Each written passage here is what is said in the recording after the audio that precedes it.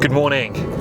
On my way to Canmore this morning, actually revisiting an old location that I shot in winter.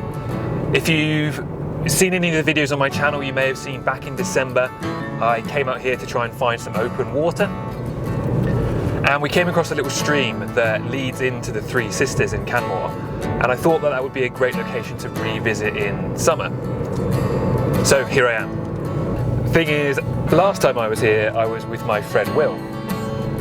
And he knew where the location was. And today I'm on my own. And my sense of direction is pretty terrible, if I'm honest. Like, if you give me a map, I can navigate. My geography is pretty good. But say if I park my car somewhere in a city I'm not familiar with, and then trying to find it again, I just do not have an innate sense of direction to return. So I'm hoping I can find the spot again today. Now, luckily, Google Maps tracks everything I do. So I've actually managed to look back on my timeline in December and see when I was last in Canmore, and I think I've worked out exactly where we parked. So I think it is this creek here that I'm aiming for. You can see it kind of runs here from the Mineral Springs all the way up, and then the Three Sisters should be around here.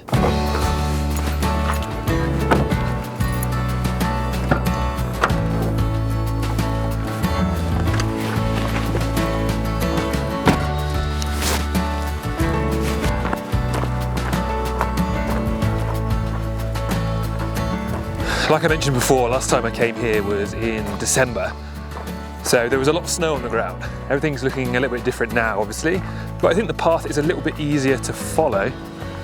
I think the creek's down that way. The peak of the Three Sisters you might just about be able to see behind me. They're just there. So I feel like if I walk further down here, hopefully it will line up.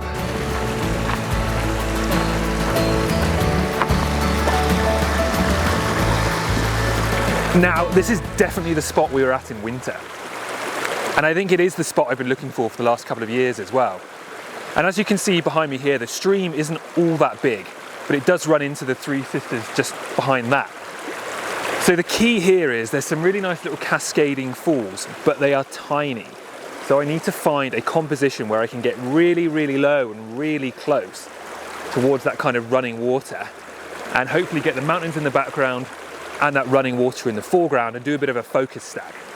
And you might just be able to see here behind me as well that the light is just about catching the peaks, the Three Sisters. So I'm going to have to get a bit of a move on and start scouting some locations.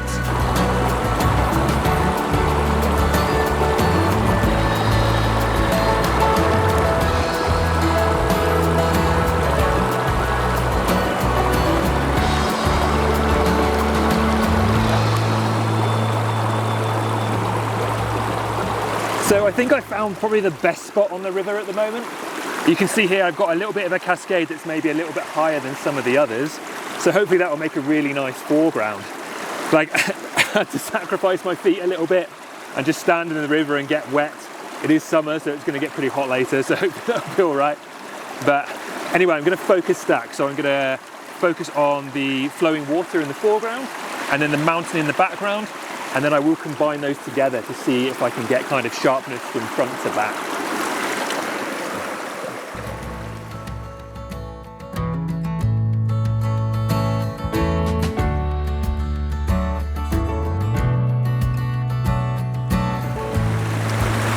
Now, as you can see, I'm trying to get pretty close to the river and pretty low down, so I can get lots of detail of this running water in the foreground.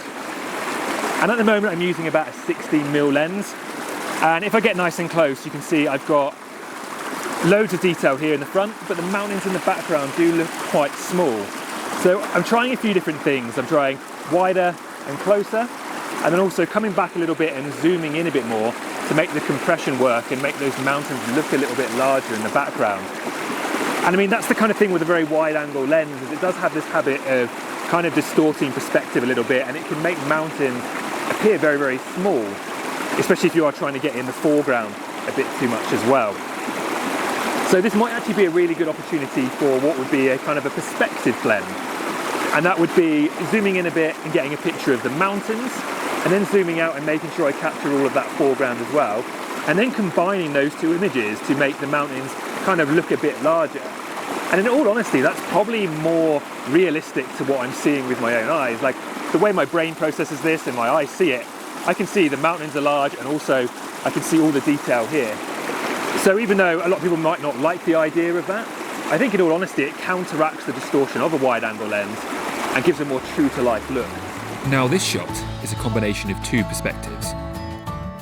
The foreground shot at 24mm and the background mountains shot at 35mm and combined together. I feel the blend helps the mountains fill the frame and make a bigger impact. But which do you prefer? I've also treated myself to a new tripod. And ironically, I put my camera on a rock to film myself telling you about my tripod. But it's one of those things that I kind of held out for a while, and I felt like, oh, I already had a tripod, it worked, you know, it worked a bit. It was pretty broken, but my God, this one's satisfying. Just so easy to lock and unlock. And you know, you put these things off and you don't buy them, but honestly, it's made such a difference. Like shooting today and filming today was just so much easier with a tripod that I can actually set up and take down really quickly. So this is a Leo Photo LS324C, but yeah, highly recommend it.